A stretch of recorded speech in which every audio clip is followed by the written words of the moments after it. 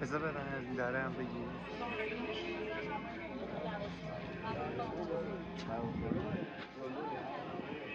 بچه من کامل میگم بهتون میگم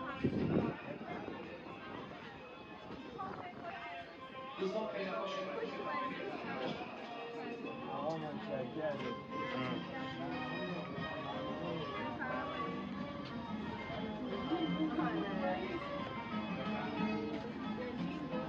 بفرمایید آقا.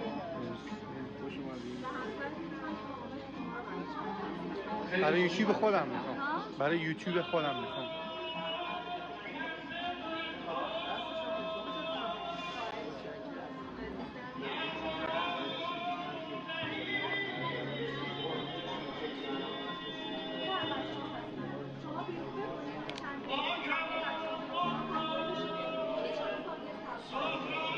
چند ثانیه صبر کنید.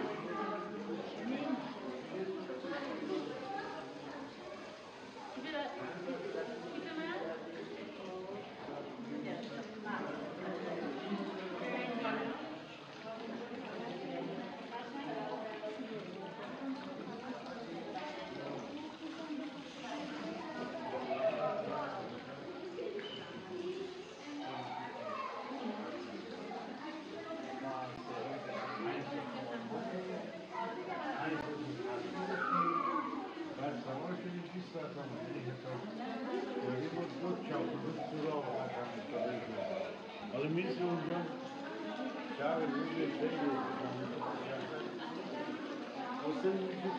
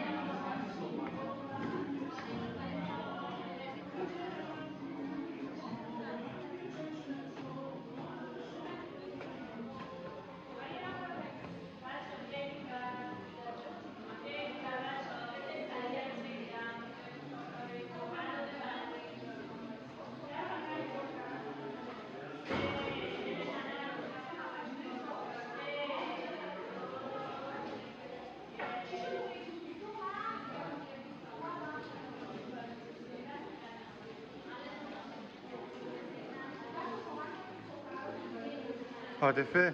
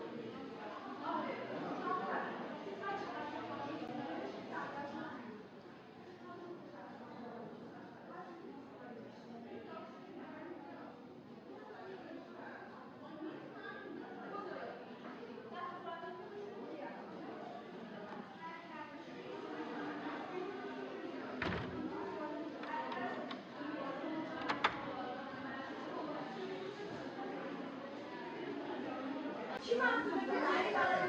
یا چیز بگیر ما برای صبح بیارن ببین 4-5 تا یه گوشه بزنید 4-5 تا بشید هر چقدر که جا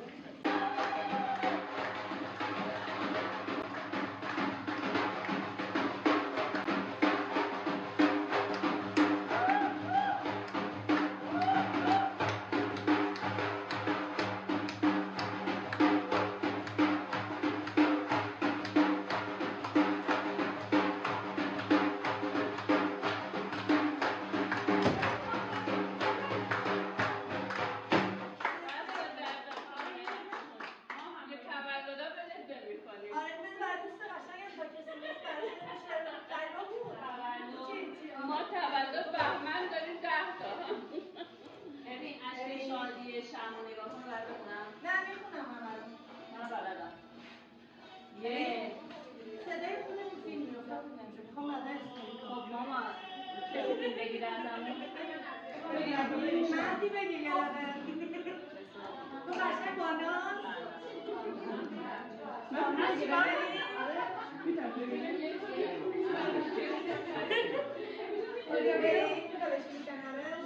دست بزنید برش تو باندی برید عشق شادی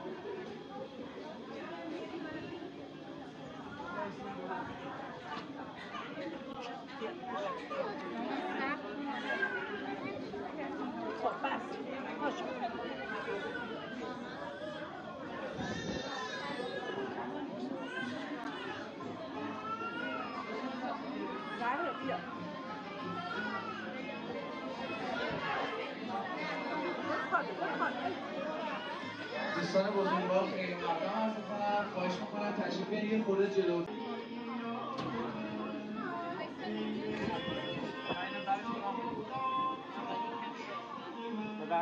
چه خوب شد اینجوری نگاه دیگه ما کیفیت فیلم اینجوری خوب شد.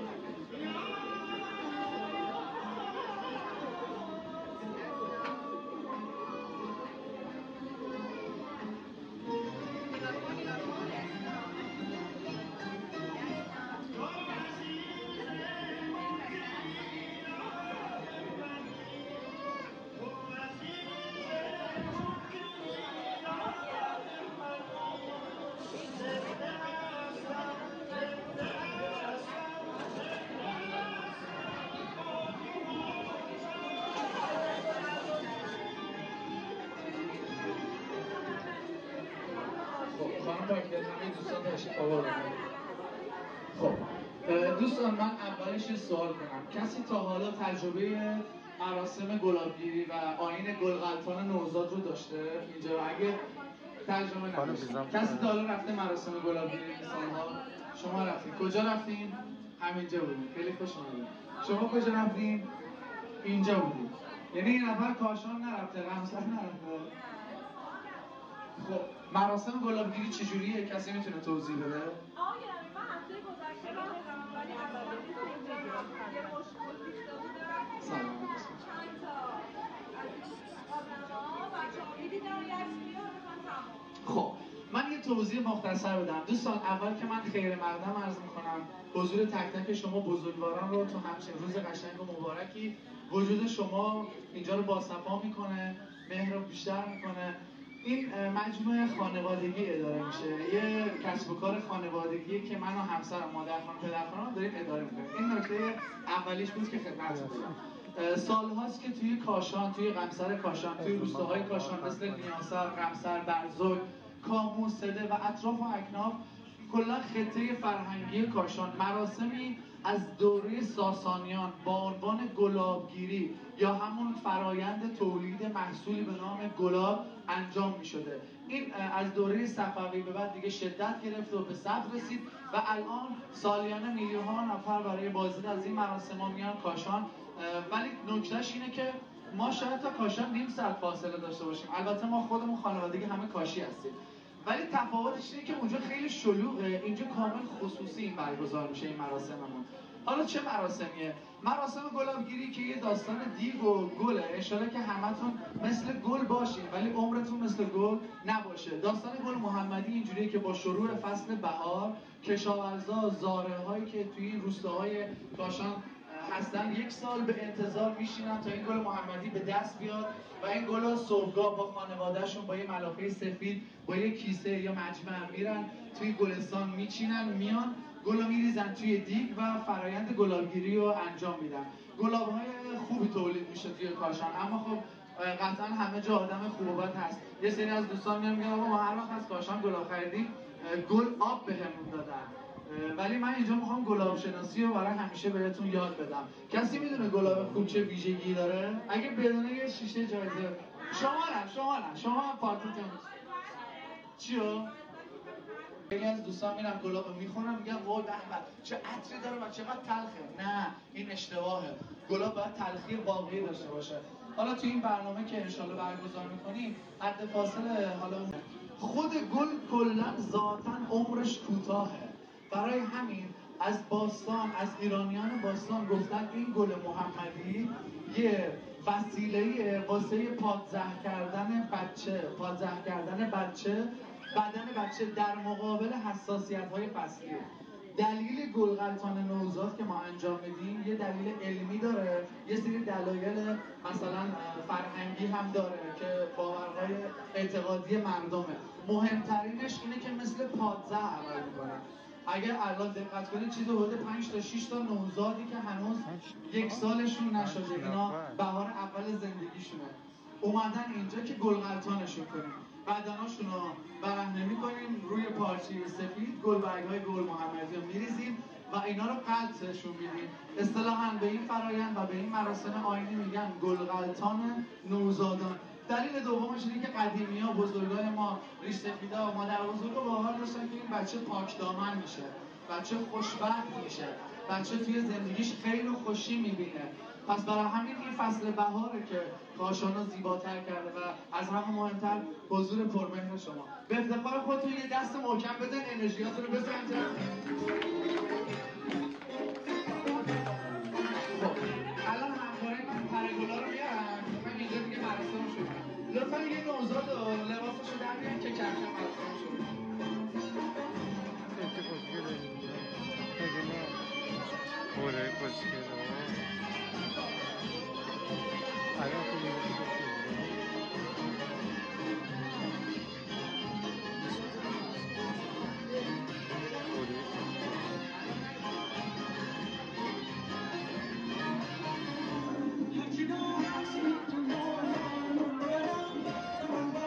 خب امروز یه دوقلو هم داریم.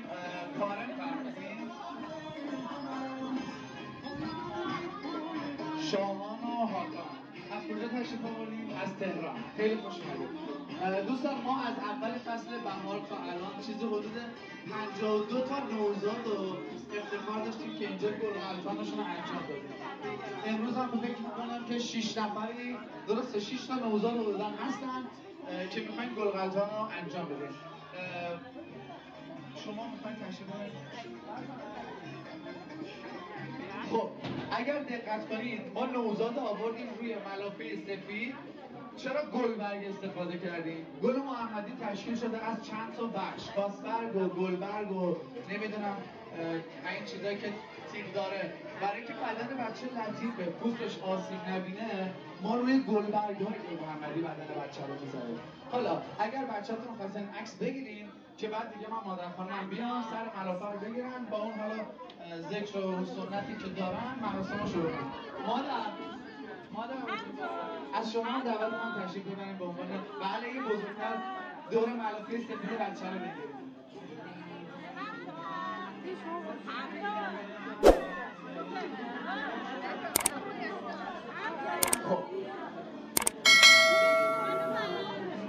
خب آره اونی که اول لباسش رو در آوردن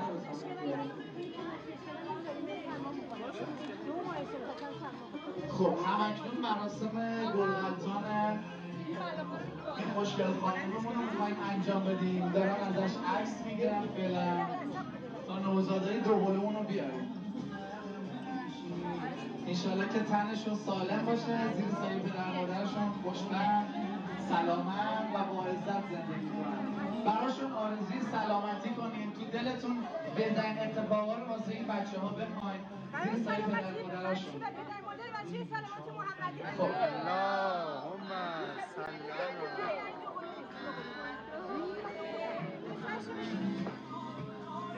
یه مقداری هم دور میز حالا عکستون رو گرفتین اشکال نداره که اون بچه احساس اذیت آزار نکنه و دوستان بتونن عکس رو پیش برداری کنن. آقا یکی چونی با کنش ببخشید.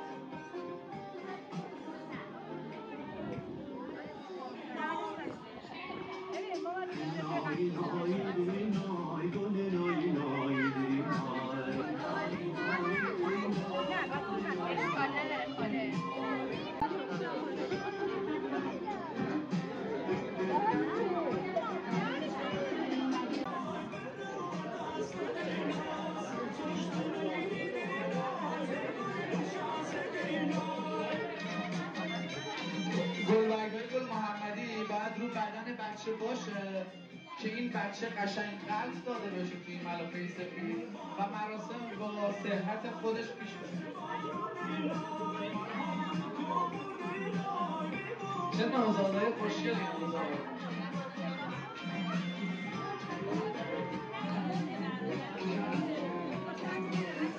دوستانی که بیکارن با دستان خیلی از انرژیاتون. این آهنگ مخصوص امروزه ما.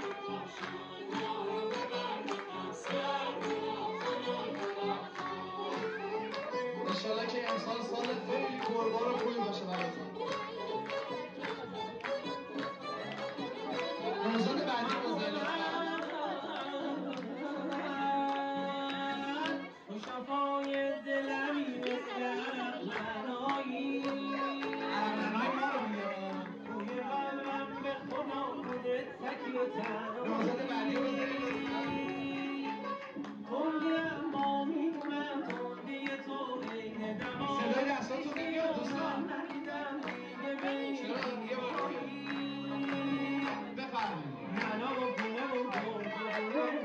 ماشاءالله به اینشیم زیره و زنده و زیونه ناخوشیان بردن خب دو قلوها رو گذاشتم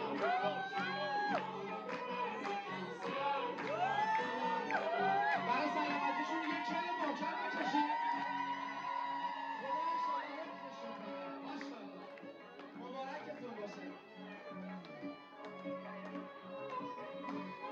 قشنگ بدنشون رو با این گلای محمدی نزدید تمامه و پیدای بدتر میشه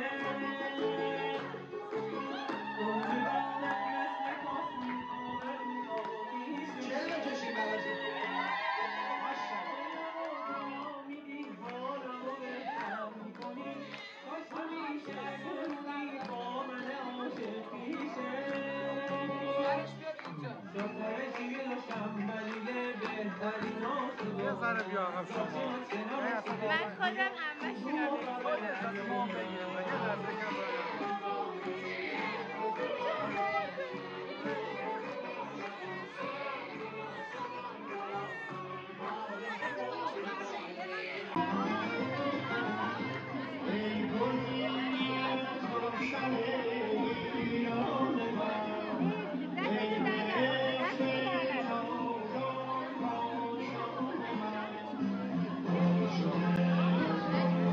برای سلامتی بچه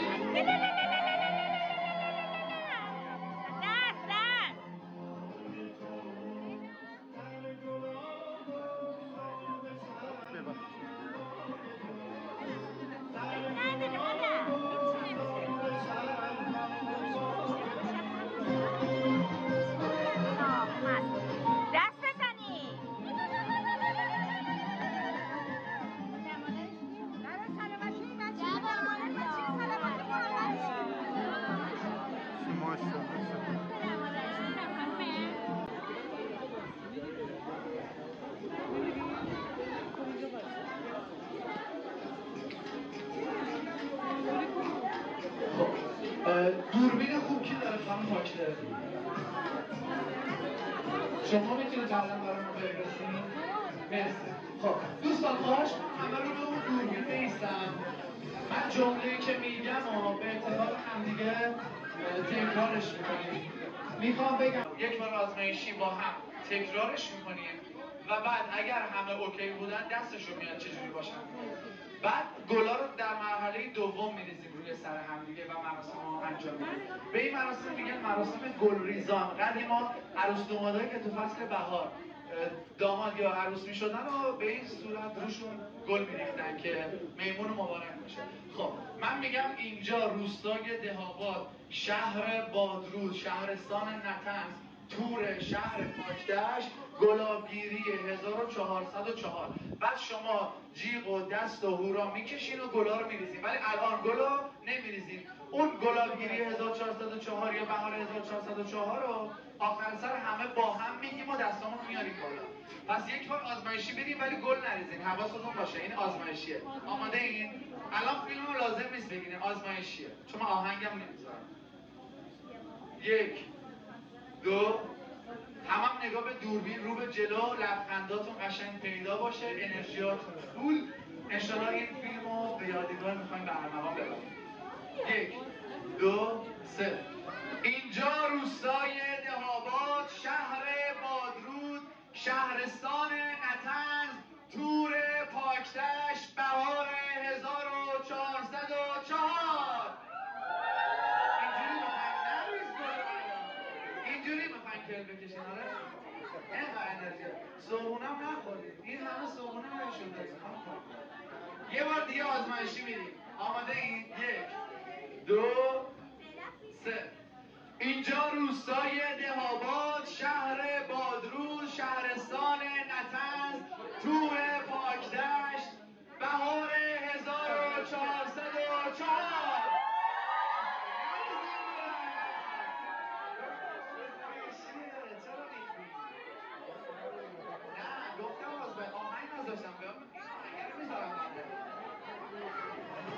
این آهنگر رو میذارم برای همین گفتم این آخریشه پس گل جمع کنید لطفا اونایی که رو زمین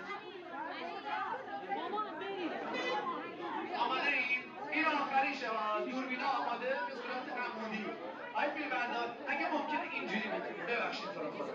آماده ای دوستان؟ این دیگه آخریش آماده باشه. بسم الله الرحمن الرحیم. خدا انشاءالله خوب بشه این فیلمشون ارزشمندیه. آماده؟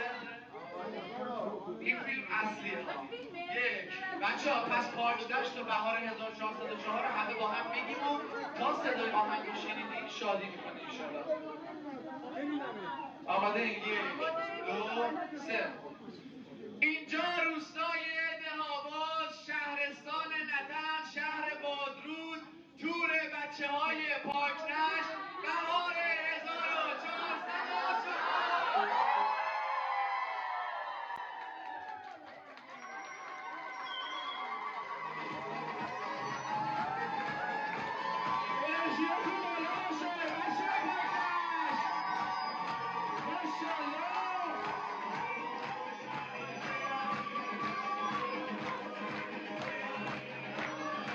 گفتم نخیه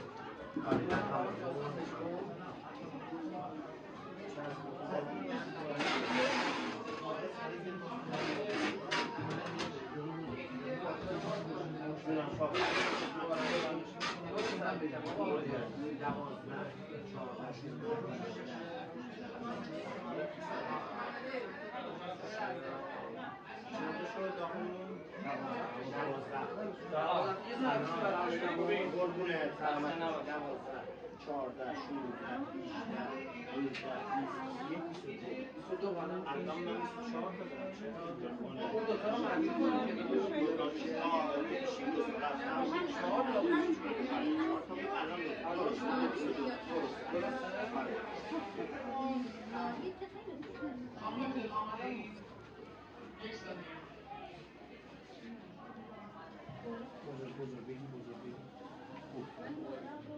بعد یه دونه گونی هم بذار. یه گونی هم بذار. گونی سفید تایی یه دونه گونی براش بزن. دیگه خیالم راحت میشه.